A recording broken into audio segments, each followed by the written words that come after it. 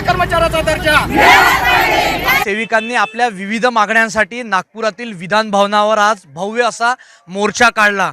यावेळी त्यांच्या काय नेमक्या मागण्या आहेत हे आपण जाणून घेऊया।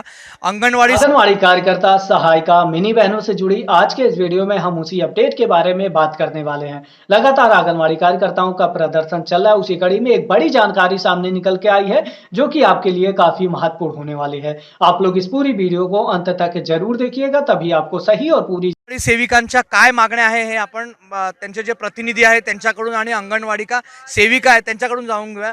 आज आपण विधान भवनावर मोर्चा काढलेला आहे, काय आपल्या मागण्या आहेत? गेली 48 वर्ष झालं अंगणवाडी सेविका मदतनीस एकात्मिक बाल विकास सेवा योजनेमध्ये काम करत आलेले आहेत। 40 वर्षापासून लढा लढत आहेत, परंतु राज्य सरकार अंगणवाडी कर्मचाऱ्यांचे प्रश्न सोडवण्यासाठी गंभीर नाही हे आता त्यांना कळून चुकलेलं आहे। आणि म्हणून आम्ही 4 डिसेंबर 2023 पासून राज्यामध्ये काम बंद आंदोलन म्हणजे बेमुदत संप करण्याची नोटीस 17 नोव्हेंबरला राज्य सरकारला दिलेली आहे। बैठका झाल्या, परंतु बैठकामधून समाधानकारक आणखीन काही आमच्या हातामध्ये आलेलं नाही। म्हणून आज संपाच्या 12व्या दिवशी 15 डिसेंबर रोजी विधान भवन नागपूर येथे आम्ही प्रचंड मोर्चा आयोजित केला। महाराष्ट्रातील 2,10,000 अंगणवाडी कर्मचाऱ्यांच्या प्रतिनिधित्व म्हणून या ठिकाणी 25,000 अंगणवाडी सेविका मदतनीस आज या मोर्चामध्ये सहभागी झालेल्या आहेत।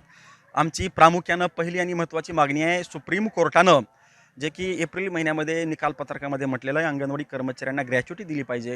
ही ग्रॅच्युटी आणखीन राज्य सरकारकडून आम्हाला मिळालेली नाही, ती ग्रॅच्युटी मिळाली पाहिजे।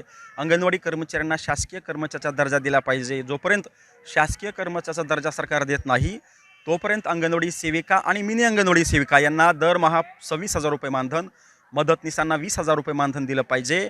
आणि रिटायर झाल्यानंतर या राज्यामध्ये बऱ्याच अंगणवाडी सेविका मदतनीस रिटायर झालेल्या आहेत, त्यांच्यावर सध्या उपासमारीची वेळ आहे। एक वेळ जेवण्यासाठी त्यांना लेकाकडे किंवा सुनेकडे हात पसरवण्याची वेळ त्यांच्यावर आलेली आहे, अत्यंत वाईट अवस्था आहे। आणि म्हणून अंगणवाडी सेविका मदतनीसांना रिटायर झाल्यानंतर त्यांना निर्वाह भत्ता मिळाला पाहिजे, ही आमची प्रामुख्याने मागणी आहे। आपण बघितलं यांच्या ज्या मागण्या आहेत त्यांनी सांगितले। आपल्यासोबत काही अंगणवाडी सेविका आहेत। ताई, काय तुमची मागणी आहे? आणि आपण आता उपोषणाचा आपला जो 12वा दिवस आहे। सर, आमची मागणी एवढीच आहे की आम्हाला शासकीय दर्जा द्यावा, आम्हाला शासकीय सेवेमध्ये निर्माण करून घ्यावं। आणि आता आम्ही 40 वर्षापासून ड्युटी करतो सर, आम्ही 300 रुपयापासून ड्युटी केली, मदतनीसने 100 रुपयापर्यंत पासून ड्युटी केली। तुम्ही सांगा, एवढ्या काळापासून आम्ही काम करतो, मग आमच्यासाठी सरकार असं का निर्णय घेते की आमच्यासाठी म्हणजे त्यांच्याकडे वेळ नसते, पैसा नसते, इतरांना द्यायला भरपूर पैसा असते। आज आम्ही एवढे लेकरं घेऊन आमच्या शाळेमध्ये बसतो, आम्ही मातीला घडवतो सर, म्हणजे मातीला घडवतो म्हणजे काय, छोटे छोटे बालकं आम्ही तयार करतो। उद्या ते भावी देशाचे, आपल्या देशाचे ते नागरिक आहेत आणि त्यांच्यावर आपला देश अवलंबून आहे। आणि जो आमच्या पोटाला अन्न हे सरकार देत नाही, आम्ही त्यांना बनवून आम्हाला अन्न खायला देत नाही सर।